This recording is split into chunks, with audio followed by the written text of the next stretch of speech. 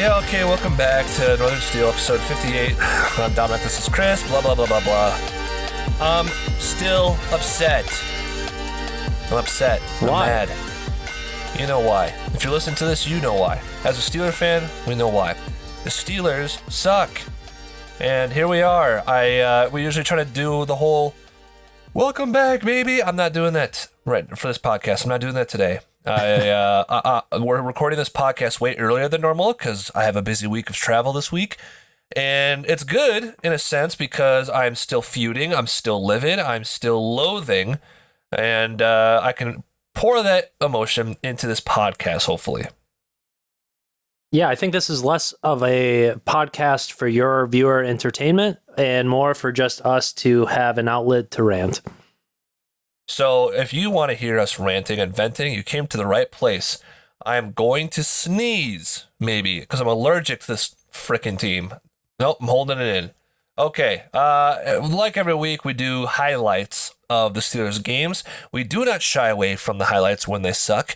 However, this is last second. We're doing this really quick. And you know what? The Steelers can't bother preparing and showing up for the game. So why should we prepare for our scripts that we normally do?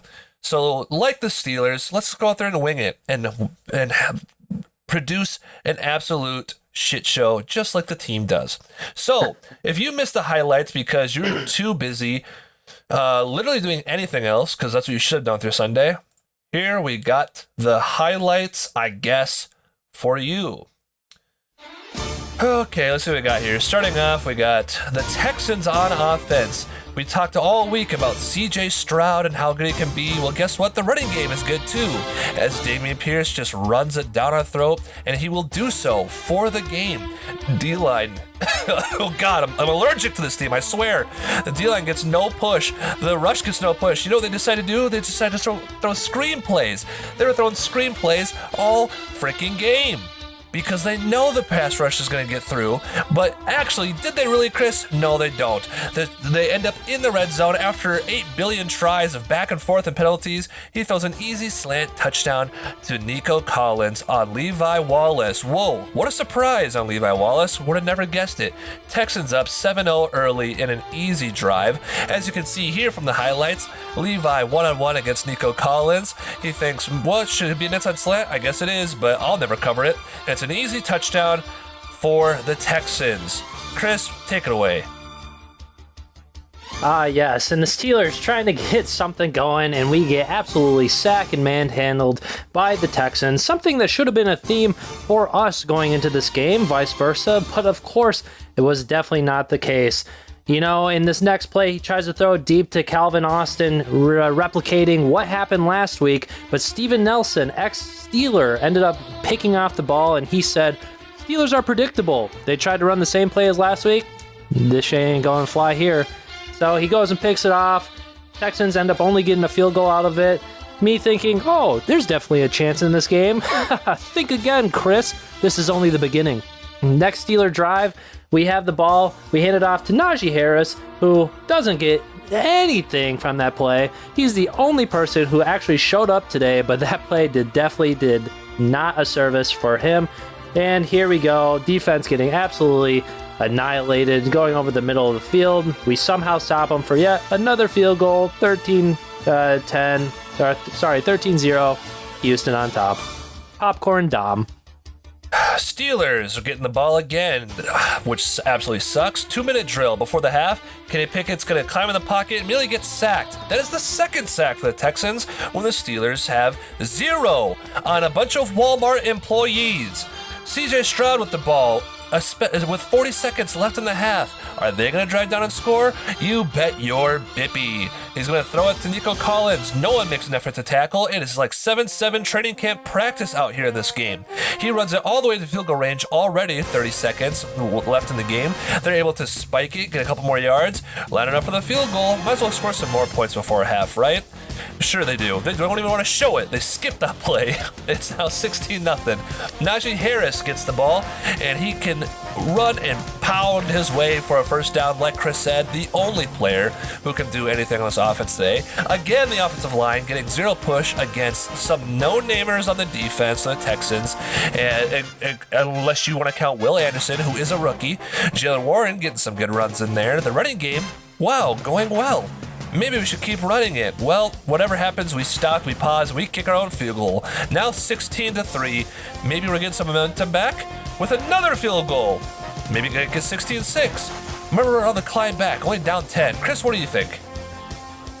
Not even going to show the drives, really. Instead, I like what they did by just showing field goals, because that's the only positive thing that we have, except for this Najee Harris run to the outside. He's bumbling, stumbling, getting to the outside. Again, the only person who showed up. He applauds himself for saying, yeah, thank you for showing up today, Najee Harris, and I applaud you as well. But we have to give the ball to Warren as he fumbles it.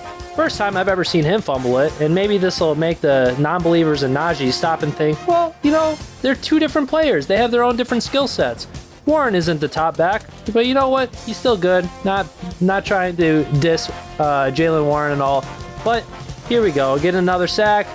Defense pretty awful, not getting in there at all. Throwing it to Nico Collins again, who, wow, what a theme. Just like last week at the Devontae Adams. I am irate at this point. You know what? I can't even speak about it anymore. I'm so livid. I'm just going to give it to Dom. After the running back gets a dang touchdown? Are you kidding me? What kind of nonsense is this? They're literally scoring with high school plays. Something that Matt Canada should know all about, but he's the bad kind of offensive coach for a high school. He's like I'm going to get 10 drinks after the game just to be happy with myself. I am so upset, Dom. Just take the day describing. Take it back.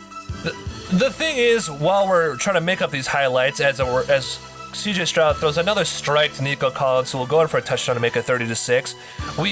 Chris, we're trying to catch up and ramble, missed that the 4th and 1 play that should have been a running play because we're running the ball well. Canada calls a pass play. Kenny has no pocket awareness, rolls out to his left, gets sacked, hurts his knee, out for weeks. This sucks. The team sucks. The coaching sucks. I'm done. Blow it all up. Steelers lose 36. They just showed TJ Watt hugging CJ Stroud, and that was the closest he was to CJ Stroud all game. It really was. There's so much to say. There's so much to say about this game.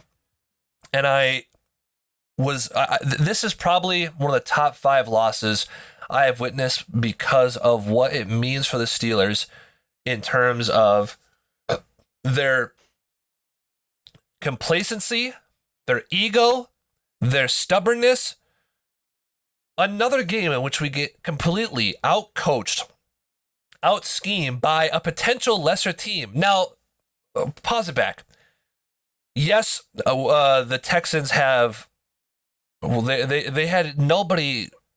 They had no starters on their offensive line, and they don't really have a lot of playmakers. At least top names on their defense. They've got some rookies. They've got some people making plays, and they made some good plays. Don't get me wrong. They put it with passion. They put it with aggression. They put it with heart. Something the Steelers did not look like they had at all, and they deserved that win. And they played well, and they will probably get some more wins because of also CJ Stroud, who looks so good. And we gave CJ Stroud his flowers last week on this podcast. We said he would be good.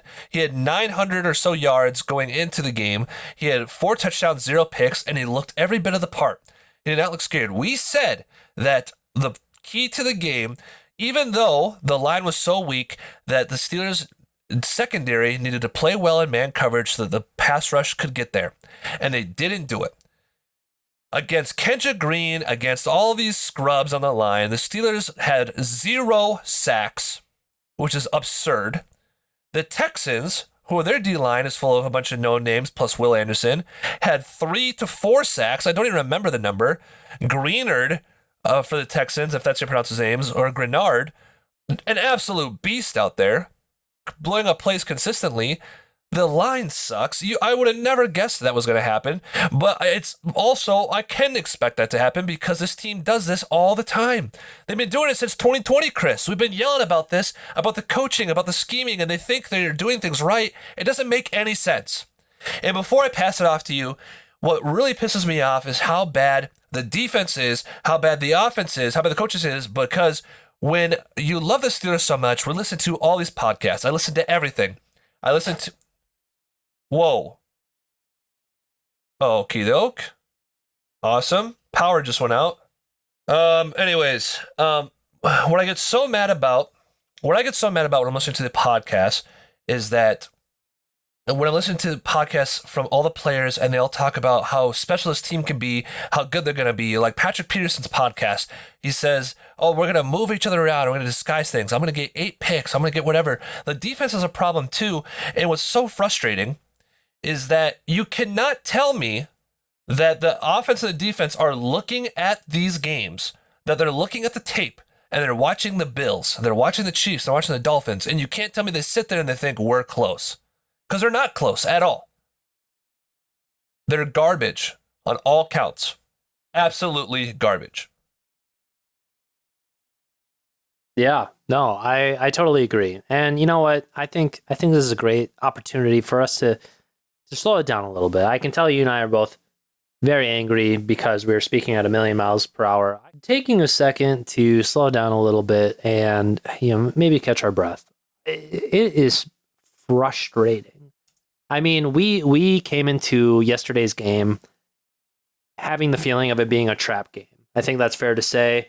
And it's not just been since 2020, 2021. I mean, this has kind of been the Steelers' MO for years and years. More so as of late, I would say. But trap games have just kind of been something within this organization for a long time. The thing that hurt the most about this game more than others is like Steelers have played trap games. We usually play to the level of these opponents that we think that we should absolutely squash. That wasn't the case. We got annihilated. We acted like we just played the 49ers again. In fact, we scored less points against the Texans than we did the 49ers. They had a larger spread against us, which is just so humiliating. We were outcoached, we were out-schemed, we were outplayed. It looked like the players didn't even want to be there by the amount of effort that they were putting into the game. It was pathetic on all accounts. Now, also that the Texans, their offensive coordinator is from Kyle Shanahan's tree from the Niners, and their play scheme was kind of like the Niners. And you're telling me you can't adjust to it? You're gonna go out there and do the exact same results? You got the brakes beaten off you from the 49ers, and then you're gonna go play a team that's using the exact same scheme, and you still can't stop it. You didn't learn anything from that Week 1 matchup. You're still gonna get blown up by it. So anytime any team does those things, you're just going to get blown out? Is that what you're telling me? It's ridiculous. Yeah, it is. So the Steelers obviously are coming into the season. They are dead last in all offensive areas because of Matt Canada. Obviously, he's not the only person to blame. Kenny has not been playing as well as we hoped. Stars in the offense have been quite invisible, to be honest. But not only are we last in all offensive areas, I mean, we're last in coach spending, which has desperately been showing the last few weeks. I just don't know when enough is enough and to look at what the Steelers have become and say, we're not competitive anymore. We can't compete with, like you said, the Chiefs, the Bills, Eagles, those guys, because they are leagues above us. They're thinking, they could be the ones to go into a game against us ill prepared, to not watch any tape and still come out on top because they have the plays, the coaches, things like that to actually do something. And that's what starts. It starts at the very, very top too. Art Rooney, the second, ever since he's taken over for the late Dan Rooney, has been terrible. Our coaching staff, we talked about before the season started in the offseason, is the lowest paid coaching staff in the league, the smallest coaching staff in the league, and it shows because we're continuously out-coached. Well, I don't know why we kept Canada. We said we shouldn't have kept Canada. We should have kept Terrell Austin even though they had a good year. And this is the same mistakes. We should have kept Brian Flores. We should have signed Eric Bieniemy. And the whole goddamn argument about an OC stunting Pickett's growth. Oh, we can't stunt his growth. We can't start over. Trevor Lawrence, Tua Tagovailoa, whatever, dude. I'm twisted. I'm pissed. Justin Herbert, even Sam Howell this year, a brand new coordinator, and the Commanders are scoring. They've scored 30 points twice. Scored 30 points on the Eagles. Their division rival, I get it, but the Eagles have a good defense. Kenny's a smart person. His biggest strength is his intellect, is his study. You can't tell me that getting a new OC is going to stunt his growth. What's stunting his growth is doing this now. That's what's stunting his growth. We're not putting him in a position to succeed. And don't get me wrong, Kenny also sucks right now. He's absolutely ass right now. And he's not reading the plays, and he's playing scared, and he's not looking at the field. And I can't, and everything about it is just falling apart the seams. The line sucks. They're not getting any push. And now we're going to have Kenny out for a while because of this injury. We don't know the news yet. We're recording this on the Monday. It's probably going to come out soon. He's going to be out for a while. And now Mitch is coming in. There's not much of a difference. Can Mitch read the field better? Maybe. We'll find out, right? And let's say he can. But the play calling's still going to be shit. The O-line's still going to be garbage. And the thing is that I know that there's some fans out there that want Kenny to fail, that they've never believed in him. I'm losing confidence in Kenny, but I would much rather watch Kenny play quarterback for us than Mitch because we invested draft capital into him. We invested time into Kenny. This is nothing against Mitch. Mitch is a good dude. If he plays well, then great for him. But I'd rather watch Kenny play because we invested time into him so that if he's completely not the guy, we can move on. Because you know who else had a really terrible 16 games, got a different offensive coordinator, and it started blowing up was Josh Allen too. Is Kenny Josh Allen? He's not. But I'm not going to give up on Kenny yet, although I'm losing faith in Kenny. But I'd much rather watch him play than Mitch. Now we're in this absolute garbage storm where what am I supposed to watch now? What am I supposed to do? What are Chris and I supposed to do in this podcast every week? Just talk about how bad Canada is because he's still not fired? Just talk about how the line gets no push every week because they don't? Talk about how no one wants to play, no one's heart is in it? How Tomlin came out afterwards and says, I'm going to make changes, and he's not? What are we supposed to do? It's asinine to me that we are 2-2, and a lot of fans would be like, well, at least you have some wins. I'd rather be 0-4 because the victories that we get mask the problem, and the problem's large. I take back everything I said last week about us being a decent team. This team is not good. They've never been good. They sneak out wins. And you know what? This week, when they play the Ravens, I'm not picking them. It'll be the first time this week I don't pick them, but watch them win. Because that's kind of what happens with Tomlin teams. And also they play Lamar Jackson really well. Watch them win this game. But I'm not going to pick them. I'm not going to be surprised if they lose. But if they do win, that's just more of them to add to their ego to continue the mediocrity that is the Steelers the past 2 years. To me, there is no reason to pick them until something changes. And until we are fed something other than lip service from Tomlin and things do happen, I've kind of looked at this season as a scrap. Obviously, there's a long road ahead of us. Things can change, and I really hope that they do. But bringing up Kenny Pickett and his injury too is another interesting point, because if, let's say, it is bad, and let's say he was out for the remainder of the year, there is no reason now, absolutely no reason to keep Matt Canada if the intentions were to keep it consistent for Kenny to aid in his development, which we already know was a load of crap because he's done more to stunt Kenny's growth in this league and in this offense than help it. However, if he's out and that was the sole purpose for that consistency, fire him. And I know that's not the Steelers' way. I know that's not at all what they're going to do. It needs to happen. There's no reason to keep this guy on our field and in this organization any longer. Okay, They should have fired him 2 years ago. Yes, they should have. They should have hired Eric in the offseason, Eric Bieniemy. They should have fired him 2 years ago. There's no. I don't like this stubbornness, loyalty. This loyalty is kind of pissing me off. There's no reason to keep him through his contract, and then at the end of if they don't fire him this year in the midseason, they're gonna be like, well, we've decided not to extend Matt Canada's contract. He should have been fired. He should be fired right now. People are saying, well, it doesn't matter if he gets fired because the play calling is still the same. Or like the playbook's still the same. Yeah, the playbook is the same. I don't want Canada on the team anymore. It doesn't matter. You're showing that at least you're trying to change it. He's not helping being there. Might as well fire him. Also, when talking about the plays that are being called, like, yeah, he doesn't have the greatest playbook ever, but like, think about that 4th and 1 call that got Kenny injured. Put anyone else in that situation, and we're probably running the ball. We're probably giving it to Najee because that's our best option, especially with how well he was running in that game. There's no reason that we should have A, passed, B, done a PA. You know, that was the worst play call that could have ever been possible, and Kenny ends up getting hurt because of it. Look at Kenny's stats up to that point in that game. He's not having a good game. And like you said, Najee is. The running game is getting going. He's got 5.1 yards per carry. Kenny's not having a good game up to that point, and you're going to leave a 4th and 1 in Kenny's hands? That's not fair to him. That was a stupid play design. Granted, we're not dumb. Kenny in his pocket presence has been garbage, and he rolled out to the left when he shouldn't have, and that was his fault on the sack, especially if he would have stayed in the pocket. He might have had a Connor Hayward open on the drag route and probably could have got the first down. It could have been executed. They still could have got the first down. The play, regardless, was stupid, especially when Kenny's 19 for 19 on quarterback sneaks and Najee's running well.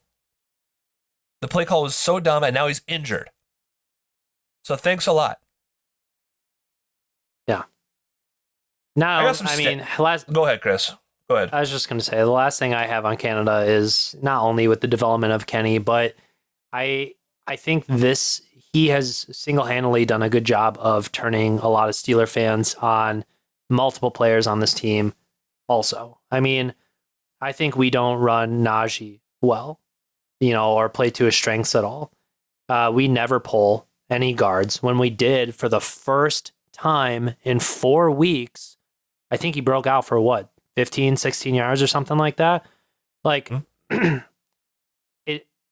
I'm not saying being an offensive coordinator is an easy job, but literally taking away the talents of our stars is such a hindrance.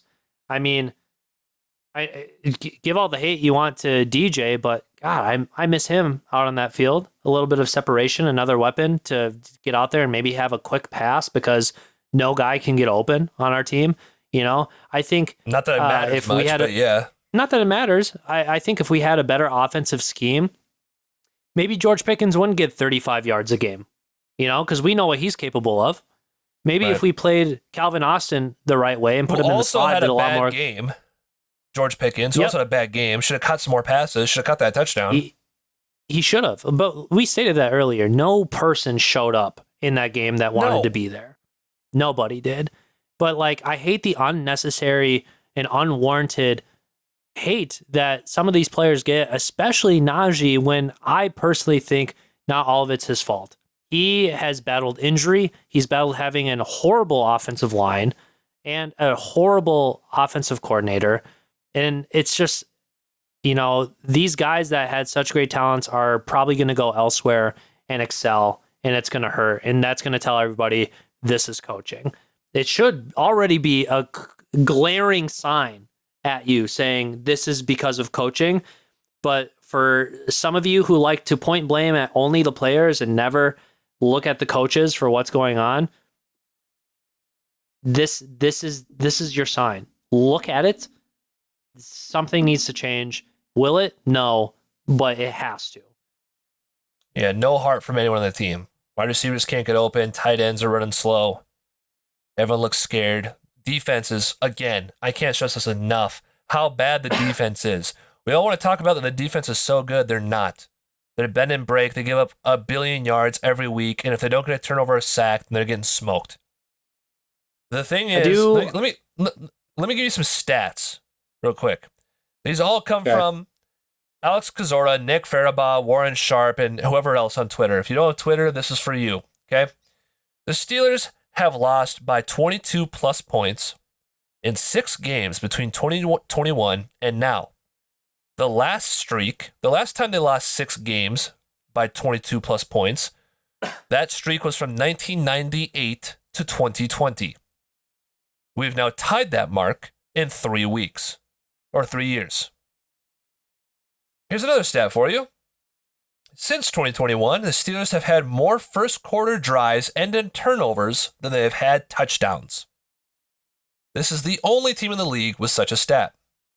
Here's another stat for you. With Matt Canada as offensive coordinator, it's all on the defense. If the defense holds teams to 22 points or less, they win. If the defense gives up more than 22 points, they are 1-15 since 2021. So there's your benchmark, people. If they give up more than 22 points, they're 1-15. They have the least plays per drive. They have the worst 3-and-out percentage. They have the worst yards per play on first down, and only drove into the red zone once in 26 half drives this season. I have a stat for you. Uh-huh.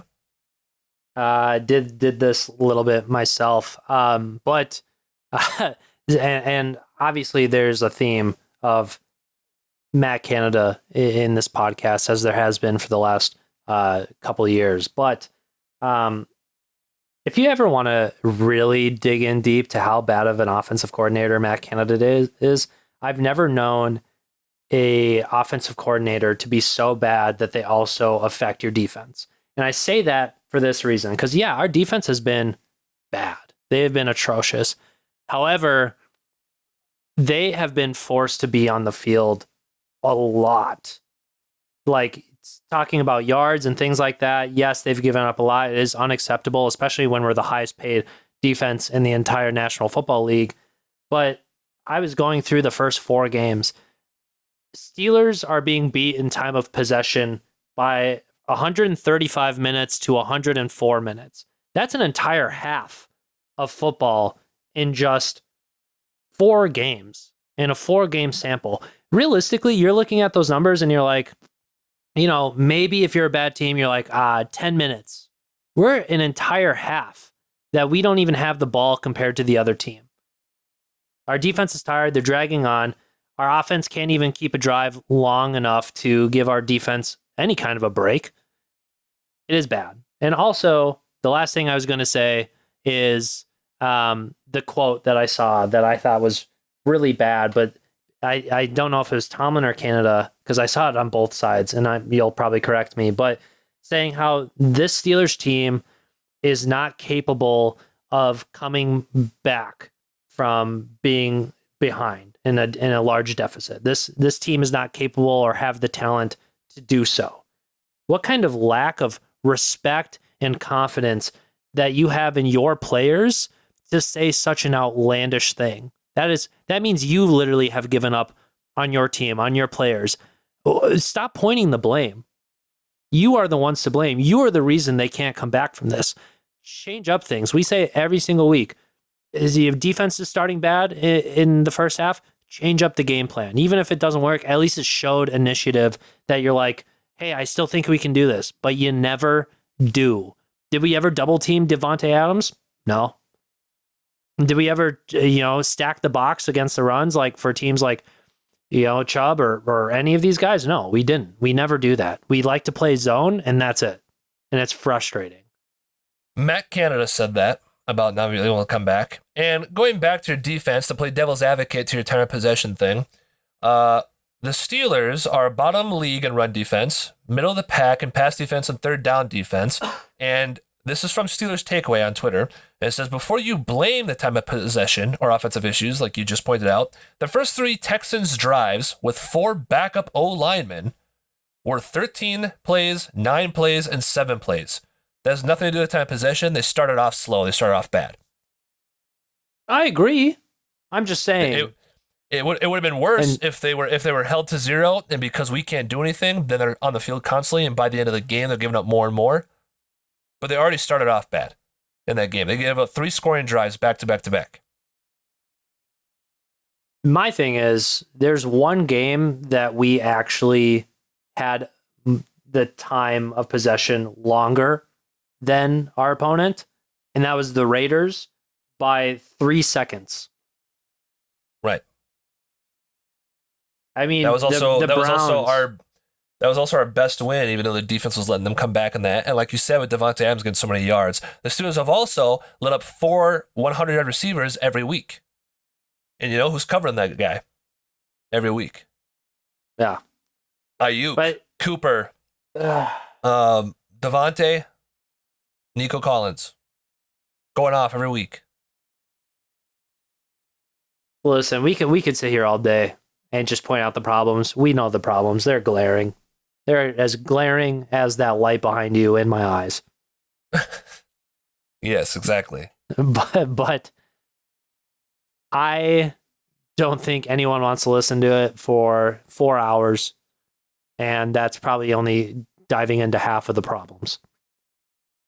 You're right. So moving on. Next week they play the Ravens. Mr. Trubisky's probably quarterback. This doesn't even deserve a keys to the game soundbite. But if the Steelers are going to win this game, Chris, what are you thinking for keys to the game? Just get it really quick and dirty because they're not going to win this game.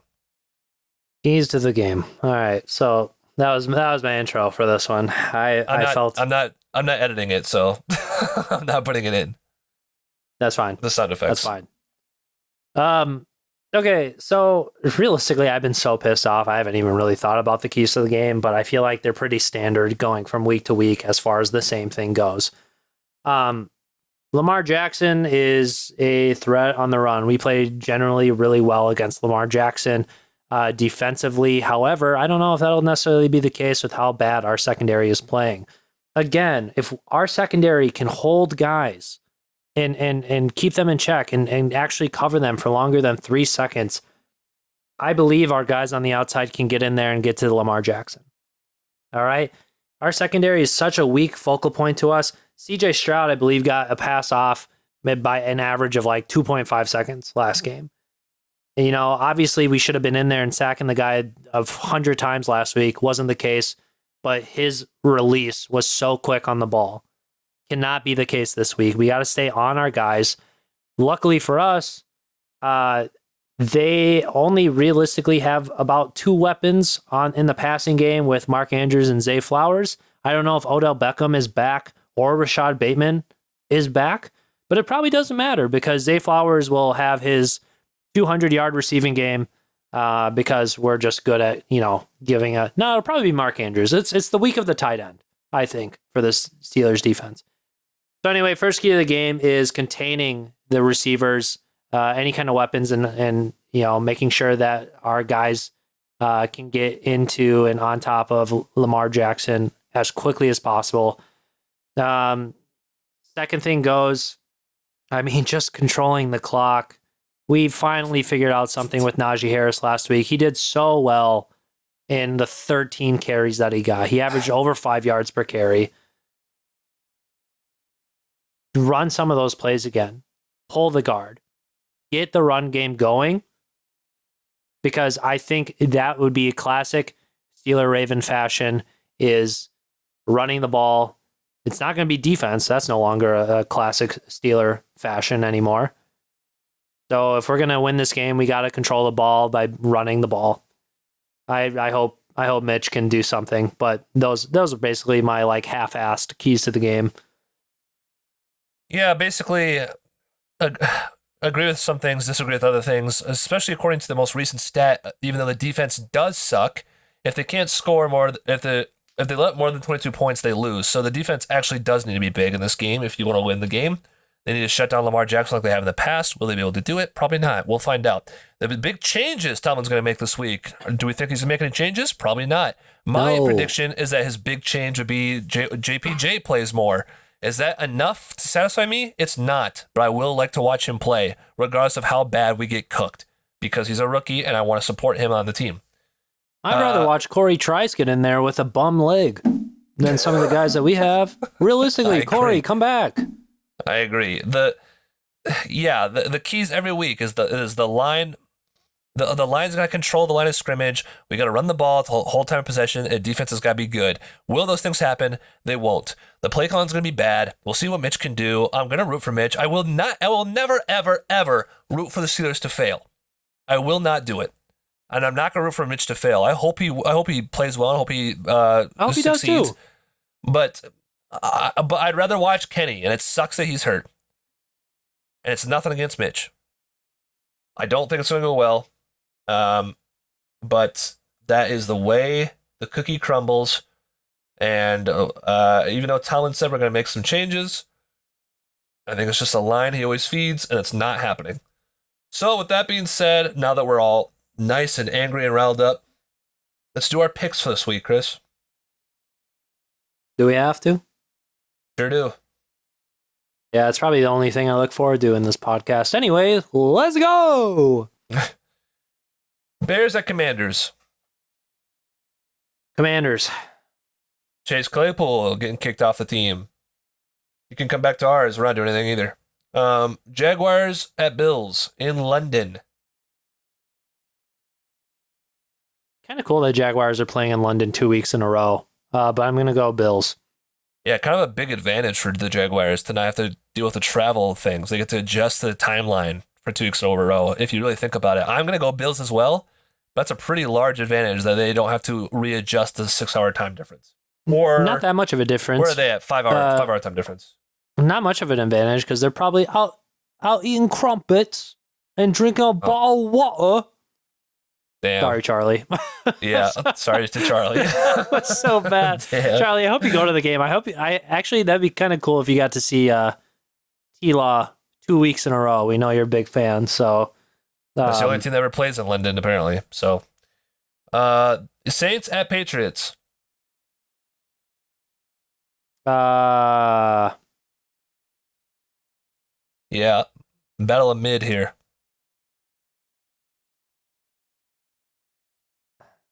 At Patriots? Yeah. But is Mac Jones playing? Does it matter? Mac Jones is playing. Matthew Judon out for the year. Christian Gonzalez is out as well. Is Derek Carr back? I don't know. Saints. Yeah, I'm going to go Saints too. Okay. Titans at Colts. Let's go. I don't know, dude. I mean, I feel like I crap on the Titans all year, and then they go and just win. I'm going to say Colts. It's a divisional game. I do. I just don't like the Titans. Not that I don't like them as a team. I just don't think they're good, but they are good. Thank you for beating the Bengals, by the way. Titans. Appreciate it. Not that it matters, but like to see them lose. Ravens at Steelers. Ravens. First time we're picking against them this year. Pretty cool. Panthers at Lions. Lions. I don't know why I thought about that. I don't know either. Panthers look really bad. I'm going Lions. Texans at Falcons. Heyo. Honestly, kind of a good game, but I think I'm going to go Texans. I think I am too. Because they destroyed us and their quarterback plays better than Desmond Ridder. I mean, that means Texans nothing, too. but like CJ Stroud is unreal, so. He's playing so well. He's playing super well. Giants at Dolphins. Dolphins. Again, we're recording this on a Monday, so who knows how the Giants play tonight. It doesn't matter. I'm still picking the Dolphins as well. This is, for some reason, a tough game, but Bengals at Cardinals. Ooh. I'm gonna say the Cardinals. The Cardinals have fought in every game, and they've been close, and they did beat the Cowboys. I think the Cardinals is a good pick. It sucks because I want to pick the Bengals because they got to figure it out, right? They've got to figure it out. Joe Burrow's still hurt, though. Yeah, he's rough. But just to be different from you, I'll do Bengals. But I think Cardinals is a good pick. We'll go Eagles at Rams. Eagles. Going Eagles. It's going to be a close game, though. Rams are sneaky good. Jets at Broncos. Yeah, that's a tough one, too. I was literally about to so confidently say Jets, but I'm like,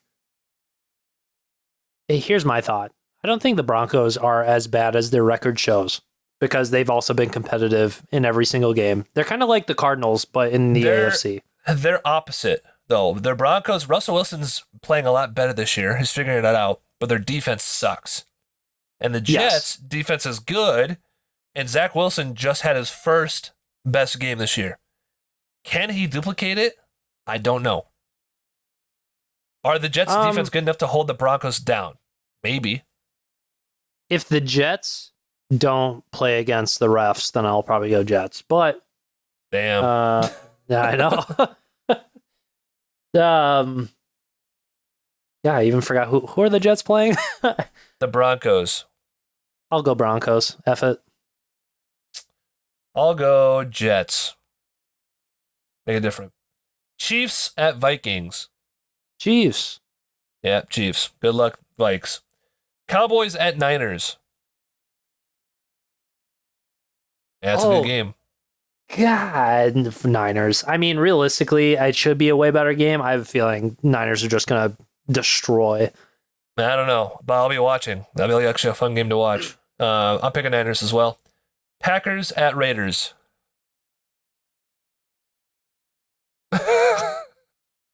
Dude, that's like 4 in a row. That's just stumped me. Packers, I guess? I think I'm going to go Raiders. God, Lee. I know. Okay, well, that ends the rant. That ends the episode. Thanks for listening. We do appreciate it, but this is hard. It's hard to keep going when this team sucks so bad. Literally. And the Steelers podcast market is saturated with everyone saying the same thing, and we don't really have the views for it, but it is fun for us to talk about it. Not actually fun right now, but usually it is. Otherwise, we'll see you guys next week. Might be a way shorter podcast because I'm not going to be talking about the same garbage again. Had enough. Nope. Anyways, you can follow us in the normal BS. I ain't going to listen for you. You ain't going to follow.